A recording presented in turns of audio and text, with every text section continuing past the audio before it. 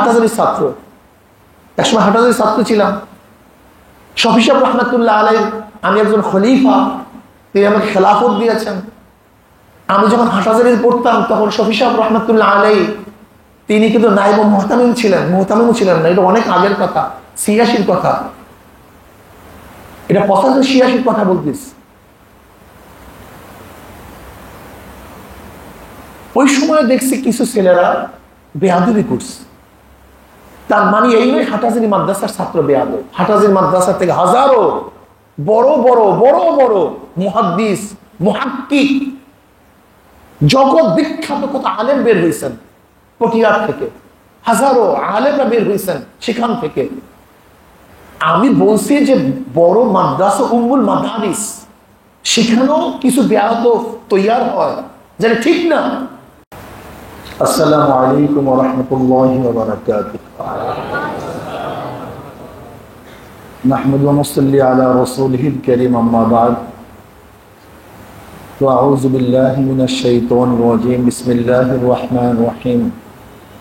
ইয়ারফা'িল্লাহুল্লাযীনা আমানু মিনকুম ওয়াল্লাযীনা উতুল ইলমা দারাজাত। সাদাকাল্লাহুল আলিয়্যুল আযীম।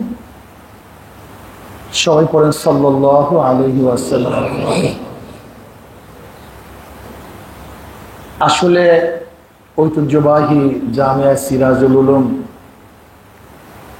এই মাদ্রাসার যিনি বাণী বড় হুজুর রহমতুল্লাহ আলাইহি আমাদের বাংলাদেশের সিরে তাজ ছিলেন, উলামাদের মুকুট ছিলেন, অনেক দূরদর্শীপূর্ণ এক আলেম ছিলেন, প্রজ্ঞাময়, চিন্তাশীল। আমি আব্বাজান রহমতুল্লাহ আলাইহির সাথে যখন আসছি বিবাড়িয়াতে, হজরতের কথাবার্তা এবং মুফতি সাহেব রহমতুল্লাহ আলাইহি যিনি দুনিয়া থেকে বিদায় হয়ে গেছেন, ইউনিসিয়া, এদের আখলাক, এদের দূরদর্শিতা আমাকে অনেক মুগ্ধ করছে। কথাবার্তা এত সূক্ষ্ম যে ভবিষ্যতে জাতি কি হবে, কি হওয়া উচিত, এই কাজ করলে ভবিষ্যতে কি হবে, না করলে আমাদের ক্ষতি কি হবে, এরকম তিনি আগের থেকে আব্বাজান রহমতুল্লাহ আলাইহি সহ যারা মাঠ পর্যায়ে কাজ করতেন এদেরকে মুরব্বী হিসাবে তিনি সবসময় দিক নির্দেশমূলক আলোচনা করতেন। এবং আব্বাজান রহমতুল্লাহ আলাইহি যখন এই এলাকায় আসতেন, হযরতের সাথে দেখা না করে উনি কখনো বিদায় হয়েছেন এটা আমার জানা নাই। আব্বাজান রহমতুল্লাহ আসার সাথে সাথে জামি ইউনিসিয়ায় তিনি ঢুকতেন, সবার সাথে আলোচনা করতেন, দেখা সাক্ষাৎ করতেন। অবশ্য এখন আমাদের কর্মব্যবস্থার কারণে বা আমাদের অযোগ্যতার কারণে সেইভাবে সম্পর্ক রাখতে পারছি না বা আসতেও পারি না, অনেক সময় সুযোগও হয় না। এর জন্য আসলে দুঃখিত এবং ক্ষমা সুন্দর দৃষ্টিতে দেখবেন। আমাদের মধ্যে আরো বেশি আসা যাওয়া হওয়া উচিত। বেশি আসা যাওয়ার মাধ্যমে হাজার মাসআলা হল হয়ে যায়। দূরে থাকলে যেই মাসআলা হল হয় না, কাছাকাছি থাকলে অনেক বিষয়, জটিল বিষয় কিন্তু সমাধান হয়ে যায়। এর জন্য আসা যাওয়া উচিত, কিন্তু এটা আমাদের ব্যর্থতা। আল্লাহ পাক উলামায়ে কেরামের সাথে আরো বেশি বেশি সুহবাত ইখতিয়ার করার আল্লাহ তৌফিক দান করেন। আমিন। বাকি বর্তমান পরিস্থিতি খুবই খতরনাক, খুবই জটিল। জমানাকে খারাপ বলবো না নিজেদেরকে খারাপ বলবো সেটাই বলতে পারছি না। জমানার কোনো দোষ নেই। সূর্য আগে উঠছে এখনো উঠে, সূর্য আগেও ডুবছে এখনো ডুবে, এখনো রাত্র হয় এখনো দিনও হয়। বাতাস পানি তো সেই আগের মতোই আছে, কিন্তু আমরা কিন্তু সেই আগের মতো নেই, আমরা পরিবর্তন হয়ে যেতেছি। আল্লাহ পাক উলামায়ে কেরামের মর্যাদা অনেক উঁচায় উঠে ফেলাইছেন। এদের দাম অনেক, এদের সম্মান ইজ্জতের কোনো শেষ নেই। ওয়ারাসাতুল আম্বিয়া,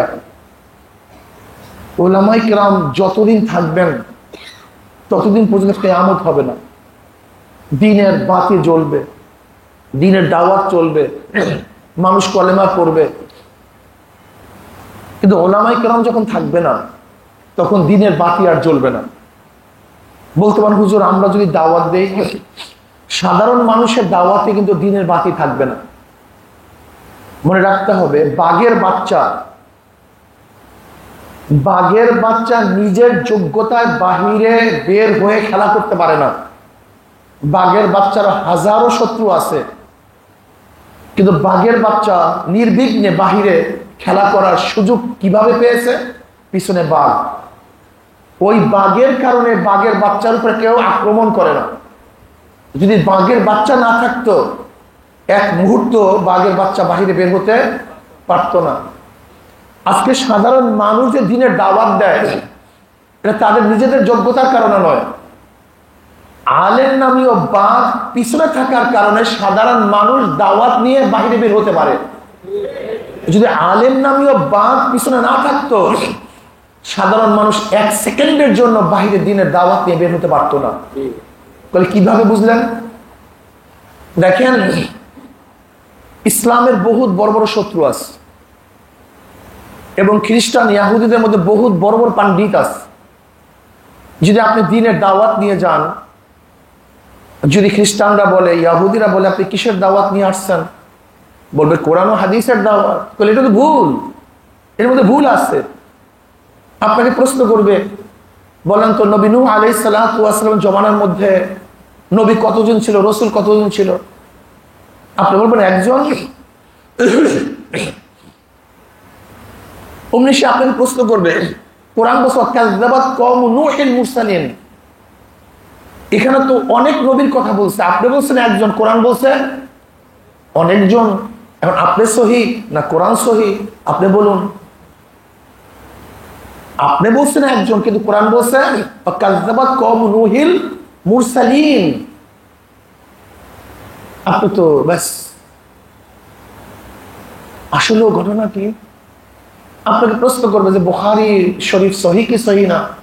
বলবে সহি, আসাহুল কিতাবি বাদা কিতাবিল্লাহ।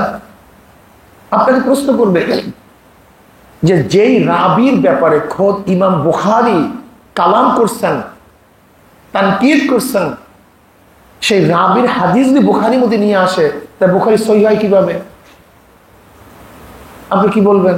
আপনাদের জবাব জানা নেই, বাস আপনার দাওয়াত ওই পর্যন্ত ক্লিয়ার। কথাটা বুঝাতে পারছি? এরকম একটা দুইটা না, আমি উদাহরণ দিলাম মোটা দাগে, দুই একটা উদাহরণ। এরকম হাজারো প্রশ্ন কোরআন ও হাদিসের উপর করার মতো সুযোগ আছে, ওরা জানে এই প্রশ্নগুলি, কিন্তু করে না কেন? ওরা জানে প্রশ্ন করার সাথে সাথে আলেম নামীয় বাগেরা জবাব দিবে। প্রশ্ন এই, জবাব, এটা তাফকিমের জন্য ব্যবহার হয়েছে। জবাব এই, এরকম হাজারো জবাব তাদের মধ্যে আছে।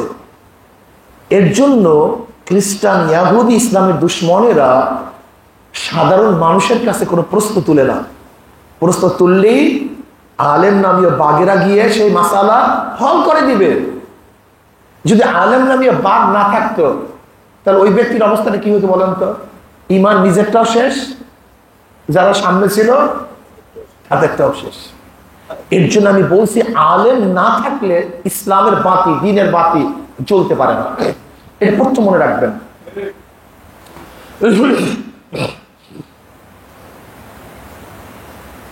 আলেম সবচেয়ে দামি না? আলেম কারা? আলেমের গুণ কি? আল্লাহ বলেন ইন্নামা ইয়াখশাল্লাহা মিন ইবাদিল উলামা।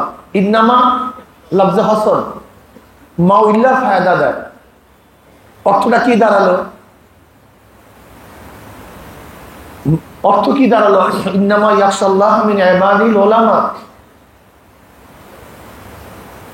মা ইয়াখশাল্লাহা মিন ইবাদিহি ইল্লাল উলামা। ইন্নামা ইয়াখশাল্লাহা মিন ইবাদিল উলামার অর্থ কি দাঁড়াইলো? মা ইয়াখশাল্লাহা মিন ইবাদিহি ইল্লাল উলামা। আবেদ উলামা ব্যতীত আমাকে কেউ ভয় করে না। চিন্তা করছেন যে আলেমদের মর্যাদা আল্লাহ পাক কিভাবে বয়ান করছেন? মা ইয়াখশাল্লাহা মিন ইবাদিহি ইল্লাল উলামা। ইয়ারফাইল্লাহুল্লাযীনা আমানু মিনকুম ওয়াল্লাযীনা উতুল ইলমা দারাজাত। রফা শব্দের অর্থ কি? উঁচা। কত উঁচা জানি না। আল্লাহুল্লাযী রাফা'আস সামাওয়াতি বিগাইরি আমাদিন তারাউনাহা। আল্লাহ আসমানকে উঁচা করছেন। কত উঁচা জানি না। একই শব্দ ব্যবহার করছেন আলেমদের মর্যাদা বোঝাবার জন্য। ইয়ারফাইল্লাহুল্লাযীনা আমানু মিনকুম ওয়াল্লাযীনা উতুল ইলমা দারাজাত। যাদেরকে আল্লাহ পাক ইলম দান করছেন তাদের মর্যাদা আল্লাহ পাক উঁচা করছেন। কত উঁচা জানি না। আলেমদের মর্যাদা অনেক বেশি, লেকিন মনে রাখতে হবে জনাব মুহাম্মদ রাসূলুল্লাহ সাল্লাল্লাহু আলাইহি ওয়াসাল্লাম কি বলছেন? আল্লামানি রাব্বি ফাহসানা তা'লিমি ওয়া আদ্দাবানি রাব্বি ফাহসানা তা'দিবি। আমাকে ইলম শিক্ষা দিয়েছেন আমার প্রভু আল্লাহ, আমার ইলম কতই উত্তম ইলম। আমাকে আদব শিক্ষা দিয়েছেন আমার প্রভু আল্লাহ, আমার আদব কতই উত্তম আদব। ইলম আদব, যদি ইলমের সাথে আদব থাকে সে ইলম ইলমে নবুবী, আর ইলমের সাথে যদি আদব না থাকে সে ইলম ইলমে শয়তানি। দেখেন মনে রাখতে হবে শয়তানের মধ্যে ইলমের কোনো কমতি ছিল না, কিন্তু কি ছিল না? আদব ছিল। আদব কি যাই? আদব কি ভাই? ওয়াদুশাই আলা মুহাল্লিহি। যেখানে যেই জিনিস যেইভাবে রাখা দরকার সেখানে সেই জিনিস সেইভাবে করা, বলা, রাখার নাম আদব। বুঝাতে পারিনি? যেমন বাবার সাথে ছেলের ব্যবহার কি হওয়া উচিত ওইভাবে ছেলের ব্যবহার করার নাম আদব। ছেলের সাথে বাবার কি ব্যবহার করা উচিত বাবার ছেলের সাথে সেইভাবে ব্যবহার করার নাম আদব। এই ছোট বাচ্চার সাথে আমার কি ব্যবহার করা উচিত এই ছোট বাচ্চার সাথে এই ব্যবহার করার নাম আমার আদব। মসজিদে কিভাবে বসা উচিত এইভাবে বসার নাম আদব। মসজিদ থেকে কিভাবে বের হওয়া উচিত এইভাবে বের হওয়ার নাম মসজিদ থেকে বের হওয়ার আদব। আমি কথাটা ক্লিয়ার বুঝাতে পারছি? ঘুমাবার সময় যেইভাবে ঘুমানো উচিত সেইভাবে ঘুমাবার নাম ঘুমাবার আদব। আদব শিষ্টাচার সবচেয়ে দামি, মহান ব্যক্তিরাই আদব বলা হয়। ফাসনাদা রুকবাতাইহি ইলা রুকবাতাইহি ওয়া আদা কাফাইহি আলা ফাকিজাইহি। হযরত জিবরাইল আলাইহিস সালাতু ওয়াস সালাম নবী আলাইহিস সালাতু ওয়াস সালাম এসে কিভাবে বসতে হবে, কিভাবে কথা বলতে হবে, কিভাবে হাত রাখতে হবে আদব শিক্ষা দিয়েছেন।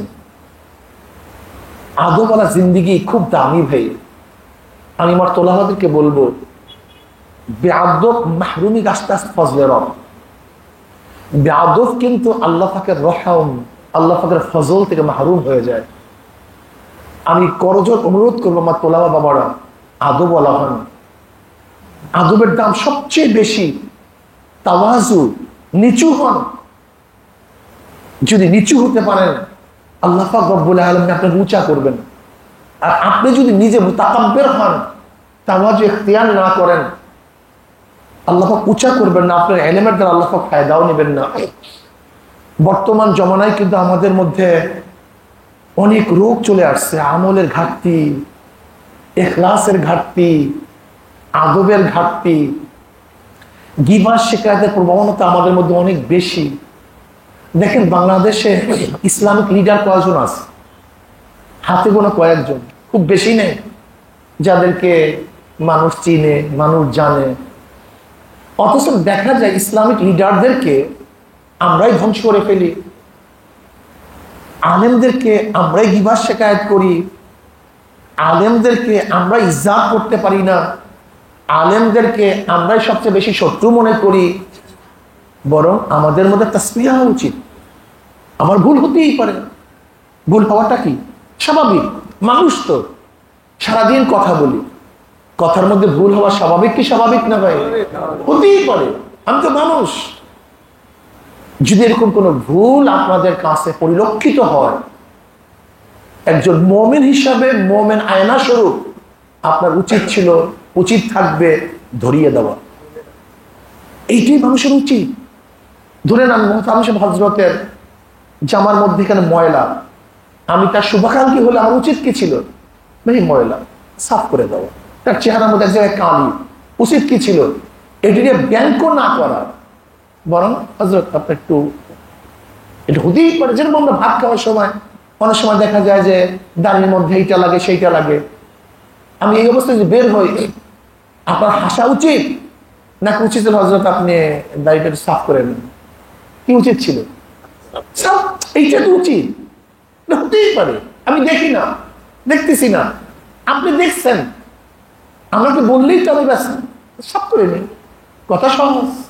কিন্তু আমরা কি করি, আমাদের নজরটা হলো এরকম, দেখবেন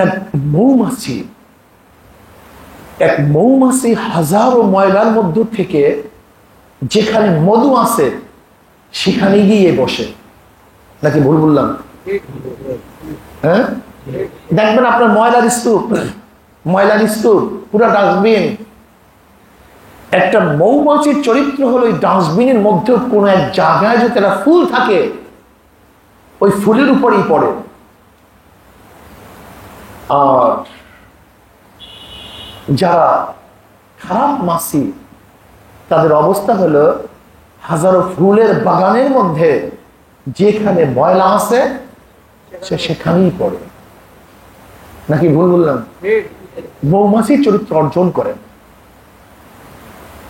আমাদের অবস্থা হলো আমরা ওই মাছির মতো, হাজারো ফুল বাগানের মধ্যে ফুল দেখি না, কোন ময়লা আছে আমাদের নজর সেখানে। আর মৌমাছির নজর হলো হাজারো ময়লা দেখে না, কোন জায়গায় ফুল আছে তাদের নজর সেখানে। আজকে আমাদের চরিত্র হওয়া উচিত ছিল মৌমাছির মতো, একজন মানুষের মধ্যে কি কি ভালো আছে ভালোটাকে খোঁজ করা। কিন্তু আমাদের অবস্থা এরকম দাঁড়িয়েছে, আমরা ভালোর দিকে একবারও দৃষ্টি করার সুযোগই পাই না, বরং কতটুকু খারাপ আছে আমরা সেই দিকেই লক্ষ্য করি। এটা আমাদের হওয়া উচিত না। দেখেন, আমি কথা বলি, যদি আপনারা আপনার শুভাকাঙ্ক্ষী হন, আমার কথার মধ্যেও কিন্তু আপনাদের ভুল ধরার হাজারো সুযোগ আছে। যেমন আমি হাত নাড়ায় কথা বলি, এর মধ্যে প্রশ্ন আছে যে আপনি মুরব্বীরা সামনে আপনি হাত নাড়ায় কথা বলতেছেন কেন? এটা বেয়াদবি, প্রশ্ন আছে কি নেই? আবার যে শুভাকাঙ্ক্ষী সে কি বলবে, আরে ভাই বয়ানের সময় তো একটু হাত নাড়াচাড়া না করলে বয়ান আসে না। একই হাত নাড়ানো, নজর দুইটা। যে সমালোচক তার নজর সমালোচনার দিকে, আর যে শুভাকাঙ্ক্ষী তার নজর ব্যাখ্যার দিকে। এইটি বাস্তবতা। আপনি দেখবেন কি জনাব মুহাম্মদ রাসূলুল্লাহ সাল্লাল্লাহু আলাইহি ওয়াসাল্লামের উপরে যে সমস্ত কাফের বেঈমানেরা কালাম করে, ওদের কি নবী আলাইহিস সালাতু ওয়াস সালামের উপরে আঙ্গুল তোলার মতো কোনো চরিত্র আমার নবীর আছে? তুলে কেন? ওই যে নজর খারাপ, আর কিচ্ছু না। চমৎকার একটা উদাহরণ দেই, চমৎকার। নবী আলাইহিস সালাতু ওয়াস সালাম বসা, আবু জাহাল সে নবী আলাইহিস সালাতু ওয়াস সালামের ওখান থেকে যাওয়ার সময় নবীকে দেখে বলতেছে, মুহাম্মদ, সবাই বলেন সাল্লাল্লাহু আলাইহি ওয়াসাল্লাম, তুমি এত কালো, এত কুৎসিত, এত খারাপ, এত নিকৃষ্ট, মনের চাঁচায় সব বলেন নাউযুবিল্লাহ। চলে গেছে। কিছুক্ষণ পরে আবু বকর সিদ্দিক রাদিয়াল্লাহু তাআলা আনহু আসছেন। তিনি কিন্তু জানতেন না আবু জাহেল এই কথা বলছে। এসে বলছে, ইয়া নবী আল্লাহ, আপনার চেহারা এত উজ্জ্বল, এত সুন্দর, এত আকর্ষণীয়, সূর্যের চেয়ে চন্দ্রের চেয়ে আপনার চেহারা অনেক ভালো, অনেক সুন্দর। যখন আবু জাহেল বলছে আপনি খারাপ, তখন ও বলছে তুমি ঠিকই বলছো। আবার যখন আবু বকর রাদিয়াল্লাহু বলছেন আপনার চেহারা এরকম উজ্জ্বল, এত সুন্দর, তুমি ঠিকই বলছো। সাহাবারা পাশে বসা, এখন সাহাবা বলছে, ইয়া নবী আল্লাহ, আবু জাহেল বলছে আপনি বলছেন ঠিকই বলছো, আর আবু বকর বলছে আপনি বলছেন ঠিকই বলছো, অথচ একই চেহারা। বলে দেখো, আমি উভয়কে ঠিক বলার কারণটা কি? চমৎকার কথা, এটা সবসময় মনে রাখবেন। বলে দেখো, কলবের ছাপ মানুষের চোখে পড়ে, যেমন চোখের মধ্যে যদি কালো চশমা থাকে সবকিছুই দেখি, যদি রঙিন চশমা থাকে সবকিছু দেখি রঙিন। তাহলে কলবের সাপ চোখের মধ্যে পড়ে। আবু জাহেলের কলবটা যদি কালো কুচ্ছিত, এই সাপ আর চোখের মধ্যে পড়ছে, এর জন্য আমাকে কালো কুচ্ছিত দেখছে।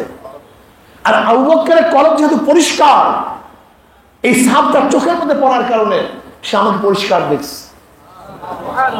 বুঝতে পারিনি। এর জন্য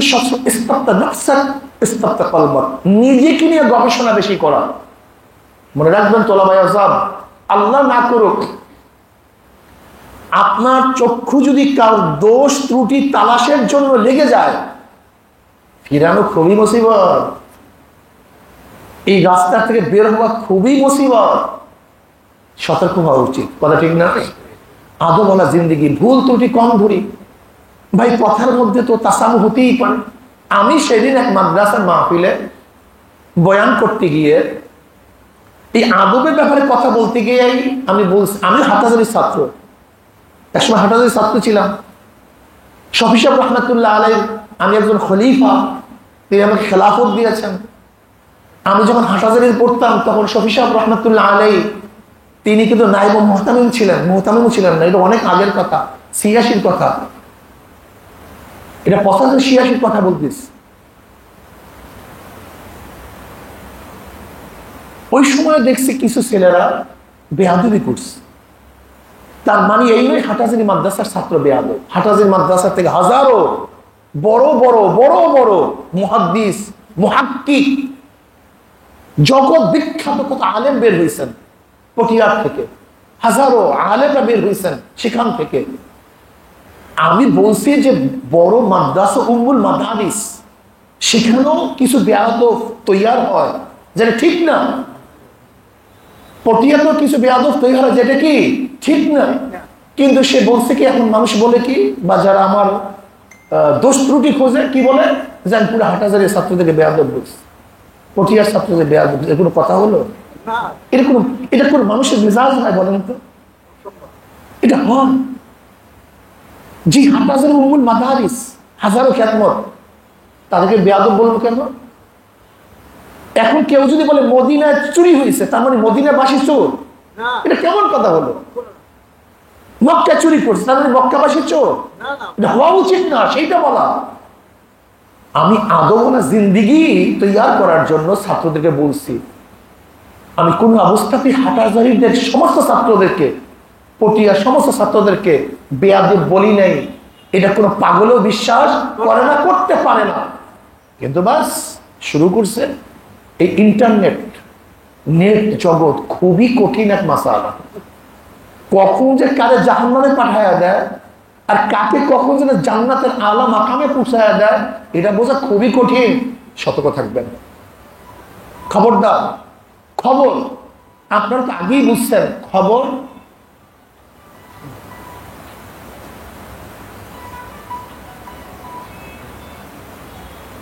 আপনি তো আগেই জানেন, খবর সেট এবং কিজেবের ইহতিমাল রাখে কি রাখে না? কথা বলেন না কেন? যে কোনো সংবাদ সত্য এবং মিথ্যা সম্ভাবনা আছে কি নাই? সংবাদ তো মিথ্যা এবং মিথ্যা এবং সত্যের সম্ভাবনা দেখে তো খবর বলা হয়। সেট এবং কিজেবের কি রাখে? ইহতিমাল রাখে। কোন সংবাদ শুনলেই বিশ্বাস করবেন না, খবরদার। কান চিনে নিছে, কান চিনে নিছে, কেন আপনি কানে হাত দিতে পারেন না? আগে চিনে নিয়েছেন, দৌড়ান কেন? কি কথা ঠিক না? কিন্তু আমাদের অবস্থাটা কি? চিনের পিছনে দৌড়াই, কানে হাত দেই না। এটা ঠিক না। যখনই যেই সংবাদ, যখন যেই অবস্থা আসবে, খবর নেবেন। ঠিক কি ঠিক না, উচিত কি উচিত না। যদি দেখেন ভুল হয়ে গেছে, মন হিসাবে মোবাইল করবেন, ধরাইয়া দিবেন যে হুজুর এটা ঠিক হয় না, এটা উচিত না। মানুষ যদি আলহামদুলিল্লাহ আমরা এক মুমিন আর এক মুমিনের আল মুমিনু কারজুল ওয়াহিদ, ইনিশতাকা আইনুহু ইশতাকা কুল্লু ওয়া ইনিশতাকা রাসুহু ইশতাকা কুল্লু। গোটা মুমিন একটা শরীরের নেয়। আচ্ছা বলেন, আপনারা যদি সবাই জান্নাতে চলে যান, আমার কোনো ক্ষতি আছে? আমাকে বলেন তো। হ্যাঁ, আপনারা যদি সবাই জান্নাতে চলে যায়, আপনার কোনো ক্ষতি আছে? জান্নাতের আপনার কোনো জায়গার অভাব হবে? তা আমাকে আপনি জান্নাতে নিতে চান না কেন? আপনাকে আমি জান্নাতে নিতে চাবো না কেন? আমাদের উচিত সবাই জান্নাতে চলে যান। সবাই নাজাত পেয়ে যাক। কিন্তু আমাদের অবস্থা এরকম দাঁড়াইছে, না তুই জান্নাতে যেতেই পারবি না, খবরদার, আমি দারোয়ান, তোকে জান্নাতে যেতে দেবো না। আমি হলে জাহান্নামের মালিক, তোদের 1400 সব জাহান্নামে নিয়ে যাবো। ভাই, জাহান্নামের জান্নাতের মালিক আপনি হয়েন না। নবী আলাইহিস সালাতু ওয়াস সালাম মানুষকে জাহান্নামে নেওয়ার জন্য আসেন নাই, জাহান্নামে লোকদেরকে হেদায়েত করে জান্নাতে নেওয়ার জন্য তিনি দুনিয়াতে আসছেন। অথচ আমাদের মেজাজ কি? সব জাহান্নামে পাঠায় দেবে, সব জাহান্নামে পাঠায় দেবে। এই মেজাজ না হওয়া চাই। আমি তোলাবাদেরকে যতটুকু কথা বলছি, আদওয়ালা জিন্দেগি করি, এলেম ও আমল। আর একটা কথা মনে রাখবেন, খবরদার, এলেম হলেই কোন মানুষ নাজি জান্নাতে চলে যাবে এরকম কোন রাওয়ায়াত দুনিয়াতে নেই, কেউ বলতে পারবেন না। এলেম হলেই যদি কেউ কামিয়াব হতো, নাজাত পাইতো, তা শয়তান কেন নাজাত পাইল না? তার এলেমের তো অভাব ছিল না, সে তো মুআল্লিমুল মালাইকা ছিল। এলেম এবং আমল, এলেম আমল।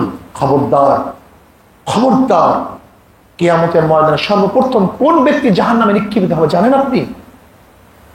আবু জাহল, ফেরাউন, সাদ্দাত, হামান না। কিয়ামতের ময়দানে সর্বপ্রথম ওই আলেম, যে এলেম অনুযায়ী আমল করে নাই। এলেম ছিল, আমল ছিল না। এলেম ছিল, তার মধ্যে নবী আলাইহিস সালাতু ওয়াস সালামের বাতানো সেই পথ প্রদর্শন যা করেছিলেন নবী, সেই অনুযায়ী চলে নাই। ওই আলেমকে কিয়ামতের ময়দানে প্রথম জাহান্নামে নিক্ষেপ করা হবে। নাউযুবিল্লাহি মিন যালিক। পোলাও সবচেয়ে ভালো খাদ্য, পছলে সবচেয়ে খারাপ খাদ্য। আলেম সবচেয়ে দামি, কিন্তু পছলে সবচেয়ে খারাপ। কাজে আল্লাহ পাক আমাকে এবং আমাদের সবাইকে এলেম অনুযায়ী ইখলাসের সাথে আমল করার তৌফিক দান করেন। আর বিবারিয়ার আলেম ও তোলাবাদেরকে নিয়ে আমরা গর্ব করি। এরা আলহামদুলিল্লাহ মুজাহিদ। এদের আলহামদুলিল্লাহ, এটা আসলে গর্ব, আপনাদের গর্ব করা উচিত। আপনারা মুজাহিদ, আপনাদের মধ্যে শান শওকত এবং বিরক্ততা খুবই বেশি। এর জন্য আমি মনে করি বিবারিয়ার উলামায়ে কেরাম, তোলাবায়ে আযম যদি ঐক্যবদ্ধ থাকে হকের উপরে, তাহলে এই বিবারিয়ার থেকেই একটা বিপ্লব সাধন করা সম্ভব, এটা আমার বিশ্বাস। আর একটা কথা হলো, এই এলাকায় একটু বেদাতিও আছে, এদের সাথে কিভাবে ব্যবহার করবেন, এদের সাথে খারাপ ব্যবহার না করে ওদের সাথে মিলার চেষ্টা করবেন। কথাটা বুঝাতে পারছি? কাছে বসবেন। তাই নাসিরনগরে এক মাদ্রাসার মুহতামিশা, নাসিরনগর তো বেদাতের একেবারে পুরা আখড়া মাদ্রাসা করছে। এখন আমার কাছে পরামর্শ করতে আসছে যে পর্বটা কি?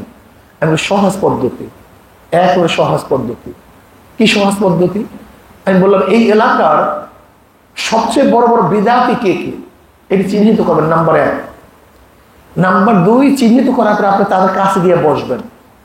সে চা খাইতে না চাইলে আপনি তাকে চা খাওয়াবেন। আপনি মাদ্রাসায় আসতে না চাইলে আপনি মাদ্রাসায় দাওয়াত দিবেন। এটা আপনার প্রথম কাজ। তার সাথে ভালোবাসা তৈরি করবেন। হুজুর কেন? আমি বললাম, দেখেন, একটা পাত্রের মুখ খোলার আগ পর্যন্ত আপনি যতই পানি ঢালতে যান, ভিতরে পানি ঢুকাতে পারবেন? কি কথা বলেন না কেন? তাই কলবের দরজা খোলার আগ পর্যন্ত আপনি যত বয়ান করেন, বয়ান সে শুনবে না তো? আমি বলছি, মহাব্বতের মাধ্যমে তার কলবের দরজাটা কিছু ফাঁক করার চেষ্টা করুন, যেন আপনার কথা সে গ্রহণ করতে চায়, গ্রহণ করবে। যতক্ষণ পর্যন্ত কলবের দরজা না খুলবেন, হাজারো লক্ষ বয়ান করবেন, ওর বয়ান কলবে ঢুকবে না, কোনো তাসির হবে না।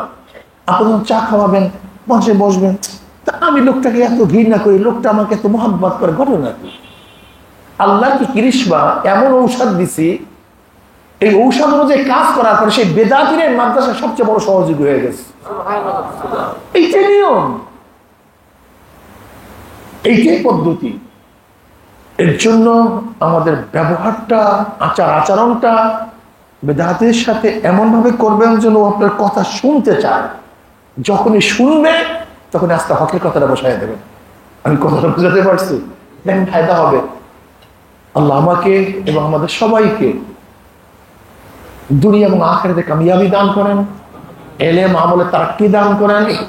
আল্লাহ পাক গুনাহ মাফ করাইয়া জান্নাতের ব্যবস্থা করে দেন। আমার জন্য দোয়া চাই, আমিও দোয়া করি। আল্লাহুম্মা আমিন। ربنا ظلمنا أنفسنا وإن لم تغفر لنا وترحمنا لنكونن من الخاسرين ربنا آتنا في الدنيا حسنة وفي الآخرة حسنة وقنا عذاب النار اللهم احفظنا من كل بلاء الدنيا وعذاب الآخرة আল্লাহ আমাদের গুনাহ খাতা মাফ করে দেন, আল্লাহ গুনাহ খাতা মাফ করে দেন, আল্লাহ গুনাহ থেকে বাঁচিয়ে থাকার তৌফিক দিয়ে দেন, আল্লাহ গুনাহ থেকে বাঁচিয়ে থাকার তৌফিক দিয়ে দেন, আল্লাহ গুনাহ থেকে বাঁচিয়ে থাকার তৌফিক দিয়ে দেন। আল্লাহ যতদিন জিন্দা রাখেন ইসলামকে জিন্দা রাখিয়েন। আল্লাহ যখন শেষ ডাক দেবেন ঈমানের সাথে ডাক দিয়েন। আল্লাহ এই মাদ্রাসাকে আপনি কবুল করে নেন, গোটা দুনিয়ার হক্কানি মাদারিসগুলোকে আপনি কবুল করে নেন। আল্লাহ উলামায়ে কেরামকে কবুল করে নেন, আল্লাহ তুলামায়ে ইলমকে কবুল করে নেন। আল্লাহ সহিহ ইলম অর্জন করার তৌফিক দিয়ে দেন, আল্লাহ সহিভাবে আমল করার তৌফিক দিয়ে দেন। আল্লাহ যতদিন জিন্দা রাখেন ইসলামকে জিন্দা রাখিয়েন। যখন শেষ ডাক দেবেন ঈমানের সাথে ডাক দিয়েন। আল্লাহ বড় হুজুরের কবরকে জান্নাতের বাগিচা বানায়া দেন। আল্লাহ মুফতি সাহেব হুজুরের কবরকে জান্নাতের বাগিচা বানায়া দেন। ইয়া আল্লাহ খতিব আজমের কবরকে জান্নাতের বাগিচা বানায়া দেন। ইয়া আল্লাহ গোটা দুনিয়ার মুমিন মুত্তাকিনরা যে যেখানে শুয়ে আছে সবার কবরের আযাবকে maaf করে দেন। ইয়া আল্লাহ খাস করে আমাদের শায়খ ও মুর্শিদের কবরকে জান্নাতের বাগিচা বানায়া দেন। মা দাদা সহ तमाम দুনিয়ার মাশায়েখদের মাকামকে জান্নাতের মধ্যে বুলন্দ করে দেন। আল্লাহ আপনার জমিনে আপনার হুকুমত ইসলাম হুকুমত কায়েম করে দেন। আল্লাহ ইসলাম হুকুমতের জন্য সাহাবায়ে কেরামদের নমুনায় সহিহ জাদ্দোজাহাদ করার তৌফিক দিয়ে দেন। আমাদের আহলে আওলাদকে আমরা খাস গোলাম বান্দি কবুল করে নেন। রব্বিরহামহুমা কামা রাব্বায়ানি সাগীরা। ওয়া সাল্লাল্লাহু তাআলা আলা খায়রি খালকি মুহাম্মদ ওয়া আলিহি ওয়া আসহাবিহি ওয়া আজওয়াজিহি ওয়া আতবাইহি আজমাইন ওয়ারহামনা মাআহুম বিরহমাতিকা ইয়া আরহাম